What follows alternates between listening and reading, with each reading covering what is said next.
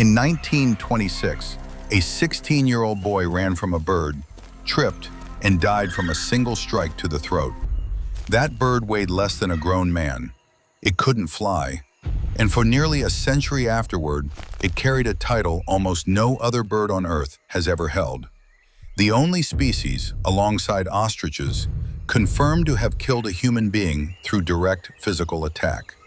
This is the cassowary, and by the end of this video, you'll understand exactly why that 1926 attack happened, what it actually takes to provoke a bird built like this into violence, and why, despite the reputation, the real story of this animal has almost nothing to do with attacking people at all.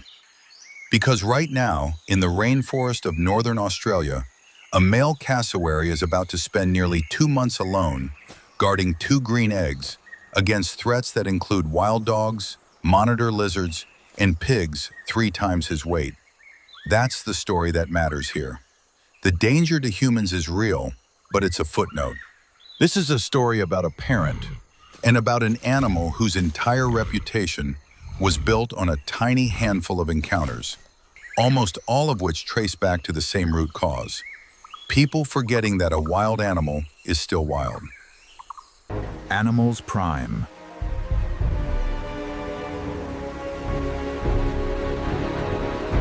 Let's start with what this animal actually is. The cassowary belongs to a group of flightless birds called ratites, the same broad family that includes the ostrich, the emu, and the kiwi. There are 3 recognized species: the dwarf cassowary, the smallest and least studied, the northern cassowary, found mainly in New Guinea, and the southern cassowary, the largest, the most aggressive when provoked, and the one responsible for both confirmed human fatalities in the historical record. This is the bird we're following today. Genetically, ratites are an unusual group. Despite looking broadly similar, large, flightless, powerful-legged, flight loss appears to have evolved independently in several of these lineages, rather than from one common flightless ancestor, which means the cassowary's inability to fly and the ostrich's inability to fly are, in a sense, 2 separate evolutionary experiments that landed on a similar answer. If you're big enough and your environment rewards strength on the ground over mobility in the air, wings become a cost rather than a benefit, and natural selection stops investing in them. An adult southern cassowary stands up to 1.8 meters tall, taller than most adult humans, and weighs close to 70 kilograms. Despite that size, it cannot fly. Its wings are reduced to small, almost vestigial stubs, mostly hidden under a thick coat of coarse, hair-like black feathers that look more like fur than plumage from a distance. What it lacks in flight, it makes up for in nearly everything else. A cassowary can run up to 50 kilometers per hour through dense forest undergrowth, faster than almost any human could manage, even on an open road. It can leap nearly 2 meters straight up without a running start. And it swims. Cassowaries cross rivers and even open stretches of ocean between islands, which is part of how the species spread across Indonesia, New Guinea, and northern Australia in the first place. Then there's the head. A cassowary's skull is topped with a tall, blade-like crest called a casque, made of a spongy keratin core. For decades, researchers debated what it was actually for: display, dominance, signaling, even acting as a kind of helmet for pushing through thick vegetation head first. Recent research suggests it may also help with sound. Cassowaries produce an extremely low-frequency booming call, some of the lowest-pitched vocalizations of any bird on Earth, low enough that humans feel it as much as hear it. And the casque may help shape or transmit that sound through dense forest. The neck and head are a vivid, almost unnatural blue, with patches of red running down toward a set of loose, hanging wattles. In a rainforest where almost everything is green and brown, that color is impossible to miss, which is likely the entire point. It's a signal, visible across the dim, broken light of the forest floor, advertising the bird's location, health, and mood to any other cassowary nearby. But the detail that matters most to this story is lower down. Each foot has 3 toes. The innermost toe carries a claw that can grow past 10 centimeters long. A dagger, essentially, attached to a leg powerful enough to deliver a kick capable of breaking bone. This is not a bird built to peck. It's a bird built to kick, with a weapon at the end of that kick sharp enough to open a serious wound in a single strike. Now hold that image, because we're going to come back to exactly what that weapon is capable of. But first, food, because the cassowary's diet explains almost everything else about why this animal exists the way it does, and why entire ecosystems in northern Australia depend on it. Roughly 90% of a cassowary's diet is fallen fruit, foraged directly off the rainforest floor. It will also take insects, small vertebrates, and fungi when the opportunity arises. But fruit is the backbone of its existence. And the cassowary isn't picky about size. It swallows fruit whole, including fruit far too large for most other animals in the forest to process, with seeds that pass through its digestive system largely intact. This makes the cassowary what ecologists call a keystone disperser. Some rainforest tree species in northern Queensland produce fruit specifically adapted to a cassowary-sized digestive tract, fruit that few or no other surviving animals in the ecosystem can swallow and disperse. Remove the cassowary, and those trees lose their only effective means of spreading seeds beyond the shadow of the parent tree. Some researchers believe certain plant species could face local extinction without cassowaries doing the work of carrying their seeds, sometimes over a kilometer, before depositing them, undamaged, and pre-fertilized with a bit of natural compost, somewhere new. Researchers studying this relationship have identified more than 70 plant species in Australia's wet tropics whose seeds pass through a cassowary's gut as part of their normal dispersal strategy. And a meaningful number of those are large seeded species that essentially have no backup disperser left in the modern ecosystem. Historically, larger extinct megafauna may have shared part of that role, but in today's forest, the cassowary is often the last animal standing that's physically capable of doing the job. The toxicity of some of these fruits to other animals is part of the same story. Several species the cassowary eats are mildly toxic to mammals, which may be exactly why the plant evolved to rely on a bird that can process them safely instead. In other words, this solitary, intimidating, occasionally dangerous bird is one of the rainforest's primary architects. Pull it out of the system, and the forest itself starts to change, tree by tree, generation by generation, in ways that take decades to even become visible. Cassowaries live almost entirely alone. Outside of breeding season, an adult cassowary holds a territory that can stretch over several square kilometers of dense forest, and it actively avoids contact with other cassowaries, aside from the briefest of encounters.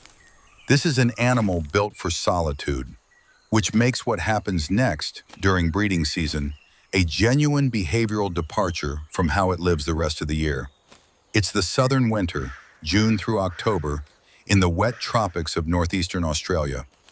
A female cassowary, larger and even more vividly colored than the male, has entered a male's territory. There's no elaborate courtship dance here. The interaction is brief, businesslike, almost entirely about one outcome. Over a period of several days, the female lays a clutch of 3 to 5 eggs, large, smooth, and a deep pale green, almost the color of unripe avocado, each one roughly the size of a large grapefruit and weighing close to half a kilogram. And then she leaves. This is one of the most consistent, almost universal patterns across all 3 cassowary species. The female's job ends at the egg. She has no further role in incubation, no role in hatching, and no role in raising the chicks. In most documented cases, she doesn't stay in the area at all. She moves on, sometimes to find another male's territory and lay another clutch the same season. From this point forward, every single responsibility belongs to the male alone. He settles onto the nest, a shallow scrape in leaf litter, barely raised off the forest floor. and begins an incubation period that will last approximately 50 days. For nearly 2 months, he barely leaves. He doesn't eat in any meaningful way during this stretch. What little foraging he does happens in brief, urgent windows, always within sprinting distance of the eggs. His body weight visibly drops over the incubation period. This is, in measurable physical terms, an endurance event. And here's where the two halves of this story start to intersect. Because a 50-day incubation, conducted by a single flightless bird sitting still in one location in dense rainforest, is exactly the kind of vulnerability that predators are built to exploit. Which means the male cassowary's aggression, the same trait responsible for the bird's terrifying reputation, isn't really about humans at all. It's about this. It's about defending 2 months of total physical investment from anything that gets too close. 3 weeks into incubation, that test arrives. A wild dog, likely a dingo or a dingo hybrid feral dog, both of which range through cassowary territory in northern Queensland, picks up the scent of the nest. It approaches low, cautious, testing the wind, circling at a distance before committing to anything closer. The male cassowary doesn't wait to find out the dog's intentions. The moment it crosses into range, he's already moving, rising off the nest to his full height, every black feather on his body slightly raised, head lowered, the casque pointed forward like the leading edge of a weapon. The dog hesitates. That hesitation doesn't last. The cassowary closes the distance in a handful of strides and launches a kick aimed squarely at the dog's flank. Not a warning strike, a committed one, leg driving forward with the full force of a 70-kilogram animal behind a claw built to cut. The dog yelps and scrambles backward, but the cassowary presses the attack, kicking again, driving forward, refusing to let the dog circle back toward the eggs. Within seconds, it's over. The dog breaks off entirely, sprinting back into the undergrowth with the cassowary advancing several more meters behind it to make absolutely certain the retreat is real and not a feint. Then, just as abruptly as the aggression appeared, it's gone. The male turns, walks back to the nest, and lowers himself back onto the eggs, as if the entire encounter barely registered. This is, almost beat for beat, the same mechanism behind both confirmed human fatalities in the historical record. Strip away the size difference between a dingo and a person, and the underlying calculation a cassowary makes is identical.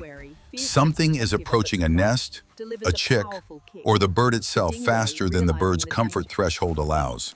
And the response is immediate, physical, and, if the threat doesn't retreat, escalating. Let's go back to 1926, because the details matter more than the headline. Philip McLean, 16 years old, encountered a cassowary near his family's property in northern Queensland. Accounts vary slightly on what triggered the initial encounter, but what's consistently documented is the outcome. McLean, along with his brother, attempted to kill the bird, reportedly armed with a club. The cassowary fought back. McLean ran, and in the act of fleeing, he tripped and fell to the ground directly in front of the animal. That fall is the entire case. A cassowary's kick is devastating against an upright target, but it becomes catastrophically more dangerous against a target that's down, at ground level, with vital areas like the throat and major blood vessels suddenly within direct range of a clawed foot already in mid-strike. McLean was struck once in the neck.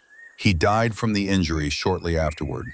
For 93 years, that was the only confirmed cassowary fatality on record anywhere in the world.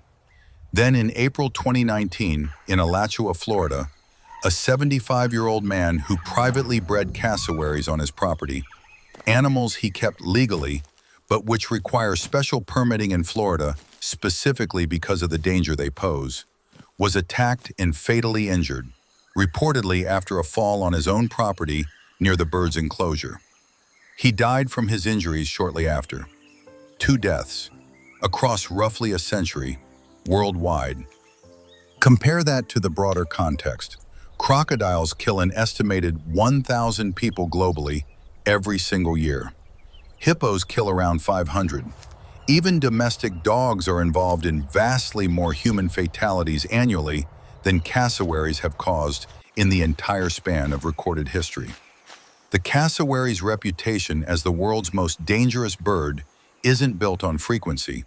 It's built on the fact that when an attack does happen, the anatomy involved, a 5-inch claw, driven by a kick that can break bone, sometimes aimed at a target that's already on the ground, makes the worst-case outcome genuinely lethal, even if that worst case is overwhelmingly rare.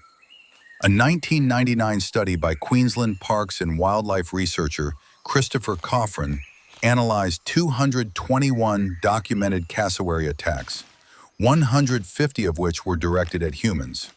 The breakdown of that data tells you almost everything about how to never end up in this situation. Roughly 3/4 of all attacks involve cassowaries that had previously been fed by people, expecting food and reacting aggressively when it wasn't provided fast enough or in large enough quantity. About 15% were the bird defending itself after being cornered, harassed, or directly threatened. A smaller fraction were nest or chick defense, the exact scenario we just watched play out against the wild dog. In other words, the overwhelming majority of dangerous cassowary encounters are created by humans, usually through feeding, which breaks down the animal's natural wariness and replaces it with an expectation that people equal food. Take that variable away. Don't feed a wild cassowary, don't corner one, don't approach a nest, and the odds of a dangerous encounter collapse to almost nothing. This is, structurally, an animal that wants distance from people far more than it wants conflict with them. Which brings us back to the nest. 27 days after the dingo encounter, deep in the wet tropics, where the real story has been quietly continuing the entire time. Day 50 arrives. Inside one of the eggs, a chick begins working its way free of the shell. A slow, physically exhausting process that, for cassowaries, can take the better part of a full day. The male, who has barely left this spot in nearly 2 months, lowers his head and watches the shell crack, piece by piece, without intervening. There's nothing for him to do at this stage except wait. By the time the first chick is fully free of the shell, it's already covered in a pattern unlike anything it will have as an adult. Pale cream and dark brown stripes running the length of its body, a camouflage pattern built for exactly one purpose: disappearing into dappled rainforest light during the most vulnerable weeks of its life. Remarkably, that first chick doesn't wait long before it's mobile. Within a day of hatching, it's already attempting to stand, and within just a few more days, it's capable of following the male on short forays away from the nest. This is a striking departure from most large birds, where chicks remain nest-bound for weeks. A cassowary chick has to be ready to move almost immediately because the forest floor the male is about to lead it into is not a safe place to stay still. 2 days later, a second egg hatches. Then, within the same window, the remainder of the clutch follows. The male is now responsible for, in some cases, up to 4 mobile, defenseless chicks simultaneously. And every threat that mattered during incubation still matters now, except the targets are smaller, slower, and entirely dependent on him for survival. This is where the male's aggression, already established during incubation, becomes even more consequential.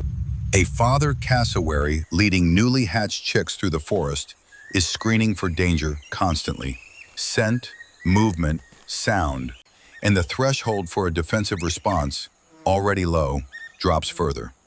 Predators that might have hesitated to approach an incubating adult are now facing an adult actively hurting multiple high-value, easy targets.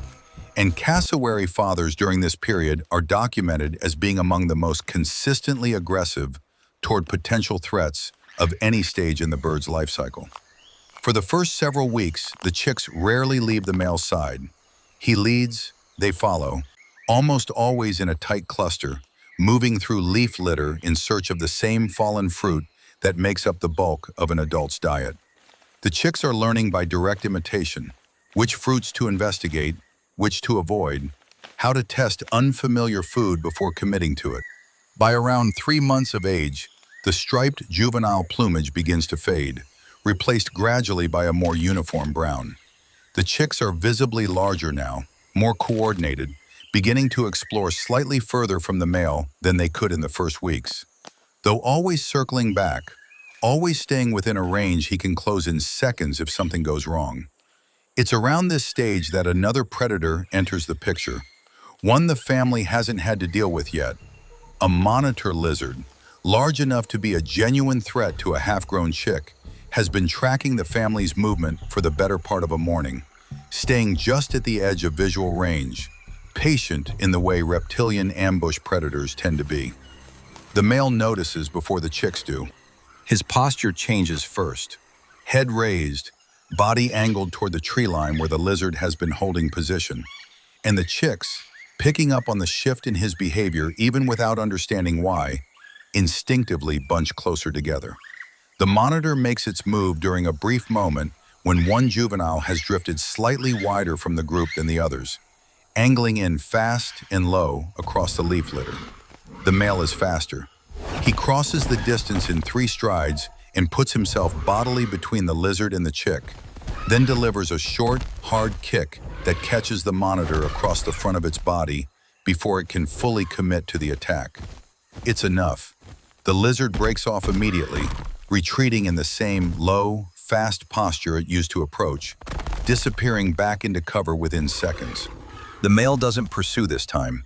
Chasing would mean leaving the rest of the chicks unprotected, and instead simply repositions himself between the tree line and the juveniles, holding that position for several tense minutes until he's satisfied the threat has actually left. A few weeks later, a different kind of threat appears, one that doesn't stalk or ambush, but simply doesn't care that the chicks are there at all. A sounder of feral pigs, descendants of domestic pigs introduced to Australia generations ago, and now thoroughly wild, moves through the same stretch of forest the family has been foraging in. Feral pigs aren't hunting the chicks specifically. They're opportunistic omnivores rooting through leaf litter for anything edible, including eggs, small animals, and on occasion, vulnerable young birds that don't get out of the way fast enough. A boar at the front of the group outweighs the male cassowary by a significant margin. Adult feral boars in this region can push past 100 kilograms and shows no sign of altering course as it crashes through the undergrowth toward the spot where 2 of the juveniles are feeding. Size alone would suggest this is a fight the cassowary should avoid. He doesn't avoid it. The male places himself directly in the boar's path, rises to full height, and when the boar doesn't divert, drives a kick into the side of its head hard enough to make the animal stagger sideways with an audible grunt of pain. The boar recovers and turns to face this new obstacle properly, tusks lowered. And for a moment, it looks like the confrontation could escalate into something the cassowary can't win through speed and precision alone. It doesn't come to that. The cassowary kicks a second time, faster than the boar can react, catching it across the snout, and that's the deciding blow. The boar breaks off, grunting irritably, and reroutes around the standoff entirely, the rest of the sounder following its lead. The chicks, who scattered the moment the confrontation started, slowly regroup around the male as the pig's crashing retreat fades into the distance. This is the pattern that defines the next several months.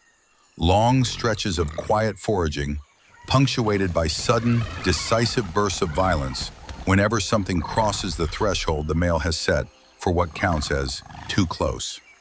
By 6 months, the chicks are roughly half the size of an adult, the brown juvenile plumage starting to show the first hints of darkening toward the adult's black coloring, though the vivid blue and red neck coloration is still months, sometimes over a year, away. They're foraging more independently now, sometimes ranging a body length or 2 from each other, though still rarely straying far from the male's general position. Around 8 to 9 months, something starts shifting that's harder to pin to a single moment than the hatching or the first predator encounter. The chicks simply begin needing the male less. They forage further without checking back as often. They handle minor startles, a falling branch, a sudden bird call, without immediately seeking proximity to the adult. The bond isn't breaking dramatically, it's loosening gradually, the way most cassowary family bonds do. By somewhere between 9 months and a year and a half, the exact timing varies significantly between individuals and even between clutches. The juveniles stop following the male entirely. There's no ceremony to it, no final defensive stand or dramatic send-off. One day, the distance between a juvenile and the adult male is a few meters. Weeks later, it's measured in territory boundaries, and they simply don't cross paths again with any regularity. The juveniles disperse into the forest to establish their own territories, a process that can take a year or more of testing boundaries against other cassowaries, mostly through vocal displays and posturing rather than physical confrontation, since this is a species that overwhelmingly prefers to avoid direct conflict with its own kind, reserving real aggression almost entirely for genuine threats. It will be another 2 to 3 years before any of these juveniles reach full sexual maturity and begin the cycle again. Another male, somewhere else in this same forest, about to spend 50 days alone, guarding eggs, ready to drive off anything that gets too close. So here's the full picture, both halves of it together. The cassowary's violence is real. It is not exaggerated or invented by sensational reporting. A 70-kilogram bird with a 5-inch claw and a kick that can break bone is a genuinely dangerous animal under the right circumstances. And 2 people, across nearly a century, have died finding that out. But that violence exists almost entirely in service of 2 narrow windows: defending a 50-day incubation that represents the male's entire reproductive investment, and defending chicks that cannot defend themselves for the better part of a year afterward. Outside those windows, against anything that isn't actively threatening the bird, its eggs, or its young, the cassowary's default behavior is exactly what you'd expect from an animal that lives almost entirely alone in dense forest. Avoidance, distance, and disappearing quietly back into cover the moment it's no longer needed to fight. The forests that make this entire life cycle possible are vanishing. Land clearing for agriculture, urban development around cairns and the broader wet tropics region, and roads that fragment continuous forest into isolated patches have already pushed the southern cassowary to endangered status in Australia, with current estimates putting the wild population somewhere below 4,000 individuals and falling. Vehicle strikes alone account for a significant share of adult cassowary deaths in areas where roads now cut through what used to be unbroken forest range. A single busy stretch of highway through cassowary habitat can account for multiple bird deaths in a single year, removing breeding adults from a population that already can't easily absorb the loss. Cyclones compound the problem in ways that aren't always obvious. A single severe tropical cyclone can strip a large section of fruiting canopy in a matter of hours. And in fragmented forest, a cassowary that loses its local food supply has nowhere left to go. The surrounding land is cleared, roads cut off safe movement corridors, and the bird is left attempting to survive in an increasingly small, increasingly isolated pocket of habitat. This is part of why conservation programs in Queensland now focus heavily on maintaining and restoring forest corridors that reconnect fragmented cassowary populations, rather than simply protecting isolated reserves in place. And because this is a keystone species, because entire tree populations in this ecosystem depend on a cassowary-sized digestive tract to disperse their seeds, losing the cassowary doesn't just mean losing one striking, ancient-looking bird. It means losing the mechanism that keeps significant parts of this rainforest regenerating at all. Maybe one day, this animal exists only as a memory, a strange, blue-headed giant that people once warned each other about, the way you'd warn someone about a riptide or a steep cliff edge. Respect the danger, keep your distance, and let it do what it's been doing for millions of years. Because protecting what's left of this forest was never really about protecting a frightening bird. It was always about protecting everything that bird's entire existence depends on, and everything that, in turn, depends on it. If this changed how you think about the world's most dangerous bird, what part of this surprised you the most? Leave it in the comments. And subscribe. The next story covers a species most people have never heard of, doing something even harder to believe.